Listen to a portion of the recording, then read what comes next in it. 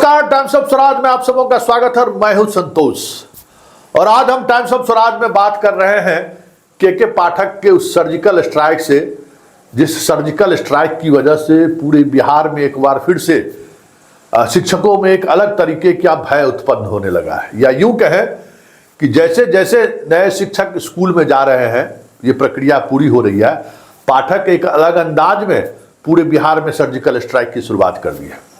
और वो surgical strike ऐसा स्ट्राइक है जो नव चयनित शिक्षक जो काफी उत्साह के साथ यूपी से भी बिहार आए थे, अन्य राज्यों से भी बिहार आए थे, लेकिन धीरे धीरे उनका भी मनोबल जवाब देने लगा है।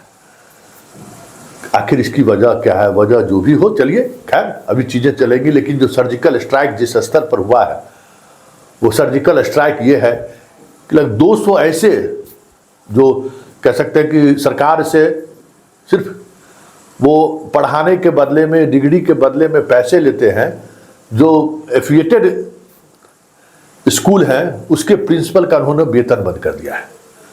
आरोप ये है कि ये लोग वीडियो कॉन्फ्रेंसिंग के माध्यम से रोजाना अपनी हाजिरी, उपस्थिति, शिक्षकों के बारे में जानकारी नहीं देते। बंद कर दीजिए, वो लोग तैयार है बंद करने के लिए। 2011 के बाद उन लोगों को पैसा नहीं मिला है पाठक जी।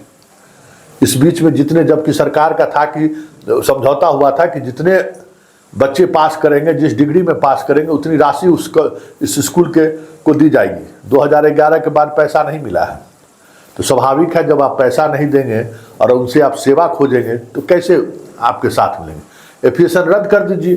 क्या रखा है उस स्कूल में? अब वही शिक्षक बचे हुए हैं जो जीवन के उस पड़ाव पर पहुंच चुके हैं जहां से अब कोई नौकरी को लेकर उनको कोई आसरा नहीं बचा है। वो भी बंद हो जाएगा।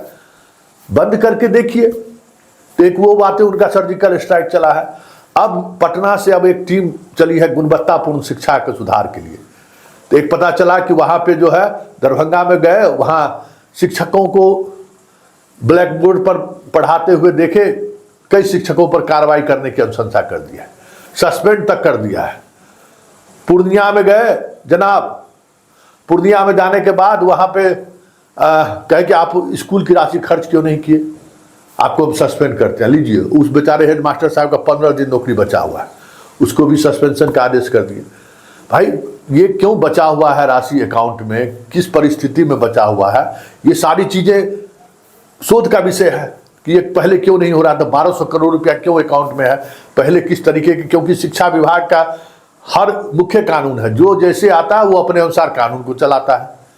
यही चीज है, यही शिक्षा विभाग का नजरिया रहा है और इस नजरिए की वजह से ये सारी समस्याएं रही है कि सबसे ज्यादा केस मुकदमा अगर कहीं है तो शिक्षा विभाग का ही है। हजारों केस मुकदमा हाई कोर्ट से सुप्रीम कोर्ट तक चल रहा है। खैर ये अलग बात है, लेकिन चलिए, अभी तक जो सर्जिकल स्ट्राइक है उस स्ट्राइक में बच्चे भी बाहर जा रहे हैं, बच्चे पर भी कार्रवाई हो रही है और लगातार ये ऑपरेशन के पाठक का जारी है। लेकिन क्या इस ऑपरेशन के सहारे बड़ा बदलाव संभव है क्या? क्योंकि एक हद तक चीजें सही थी। आप स्कूल में बच्चों को ले आए, आप स्कूल में टीचर को ले आए, अब स्कूल में आप भवन बनाने की बात कर रहे हैं, स्टेप दर स्टेप तमाम चीजों को आप उठा रहे हैं। लेकिन उसके लिए जिस तरीके की चीजें सपोर्ट सिस्टम होनी चाहिए थी, वो सपोर्ट सिस्टम आज भी खड़ा नहीं हुआ है।